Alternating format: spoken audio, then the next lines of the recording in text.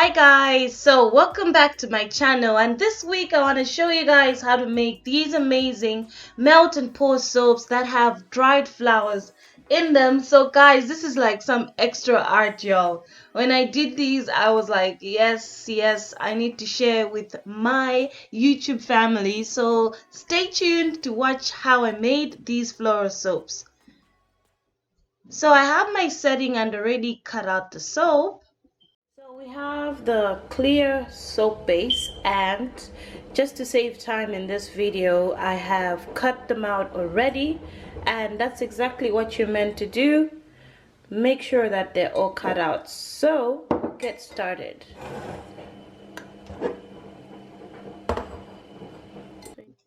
So guys, on my side I have 20 mils of fragrance oil. You can also use essential oils. And then I have my chamomile dried flowers, and I'm using marigold flowers. So you can use any flowers of your own choice. It doesn't matter if you don't have these. So I'm going to start off by measuring 750 grams of melt and pour soap base, and it's the clear one, so this soap base is perfect for that. So if you're making this soap, use a clear base. And guys, this soap is amazing. When I made this DIY, I was like, wow, I can't wait to share with you guys. So if you try it, remember to comment down below. And the other thing is that I wanted to share with you guys that make sure you dice your soaps when you're using a melt and pour soap base. This helps. And when you pop in the microwave, go by every 30 seconds. Don't just continuously melt the soap. You can overheat the soap. So just follow that and remember that. So then after this, after I'm done measuring 750 grams, I'm going to pop this into the microwave. So while it's in the microwave, I have my soap molds, and those measurements are according to what the soap mold can take. So it's precisely that. I go in and I clean up the sides of my mold. Sometimes it's just to make sure that there's no particles in there. It's just preference. If you do use a certain way, that's also okay. I'm just showing you how I do mine. So after a few trials of 30 seconds, I think this was after 3 or 4 times, I still had some there, so just go back in and pop it there. So I wanted to show you guys close up the flowers that I'm going to be working with, and they're so pretty, and the smells kind of like very herbal kind of scent. So you guys know, if you know your dried flowers, you know how those flowers smell. So one thing, don't forget, with the melt and pour soap base, you have to make sure that you have an alcohol spray, because you want to not have those bubbles in that soap. We want our soap to look so good. We want our soap to look perfect. So make sure you have the alcoholic spray on it. So then I will pop in the fragrance oil. I just pour right in it and then mix it up. And at this point, this is already smelling nice. This is a very simple DIY for you guys. Like, it doesn't take rocket science to make this soap. It looks so pretty. It might look sophisticated if somebody actually saw it for the first time, but the amazing thing is that it's so easy to make, and if you have the right fragrance oils, right essential oils, you will just get it right. You're gonna fall in love right away. So I start by spraying again my soap molds, just because I'm about to pour the soap, and then I will start by pouring in. This is two methods that I have.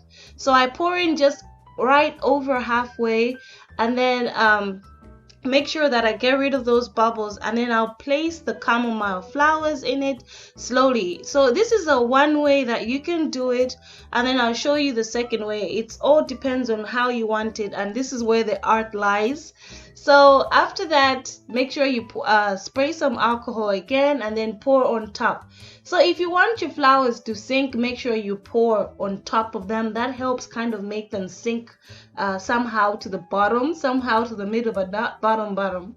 So then I'm going in with the marigold flower, and this is another method where you place the flower at the bottom, and this is if you want some of the flowers to stay at the bottom. But I notice most flowers do float to the top unless you pour it on the soap like I am doing. So if you want the flower to stay in a certain angle or a certain position, make sure you're pouring on top of them. Mine tend to have turned. I didn't mind. It was just a DIY to show you guys, but you get the idea of what I mean. So make sure you spray that alcohol, and then we're ready to start the rest. So I went in and just used the second method on all the other soaps. I was just trying to show you guys at the beginning on how you can achieve these soaps, and that's the different method. If you have any different methods of if you've tried this, please comment down below. It could help somebody, also me as well, because DIYs are there to share and we're all learning from this.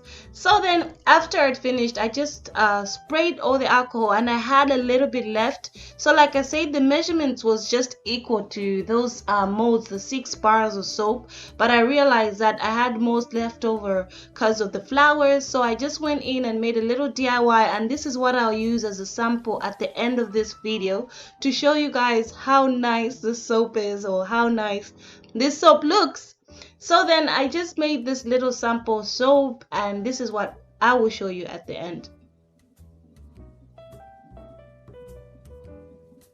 So another thing I wanted to say is that this soap is perfect for presents, it's perfect for hand washing, or even if you'd like it as a bathing soap, but I mainly use it in my house as a hand wash soap. So it all is preference.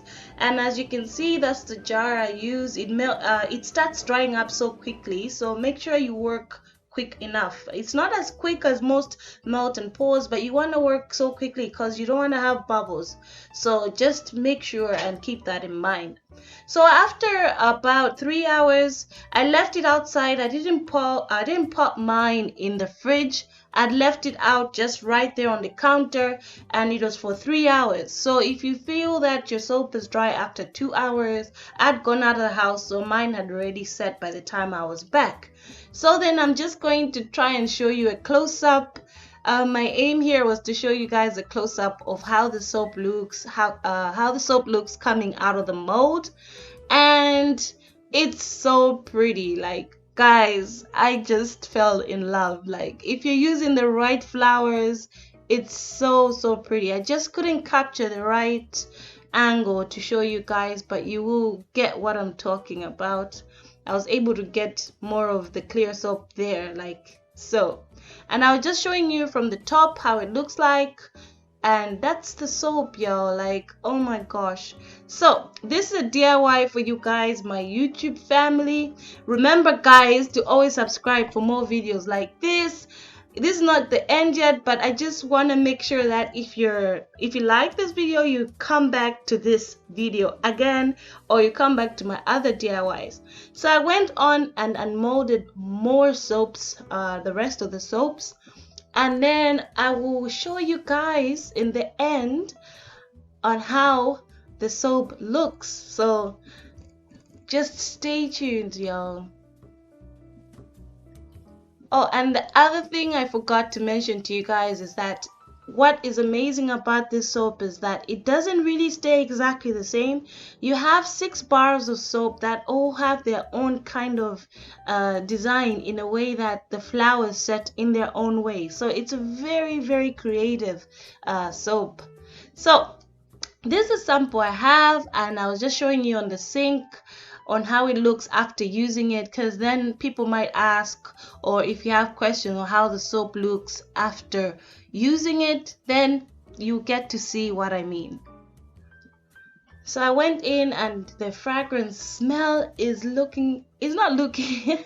the fragrance smell is smelling so good. I'm busy talking about looking when I'm supposed to talk about the smelling. So the fragrance scent is so good, it smells so good, and right after you wash off the bubbles, the soap still looks like that. All right, so it still stays with that same pattern, well, of course, until the soap starts getting smaller. So thanks so much, you guys, for tuning in. Thank you so much to all my old subscribers, and if you're new to my channel, remember to subscribe to Golden Roots. And also, guys, for more videos like this, stay tuned for next time.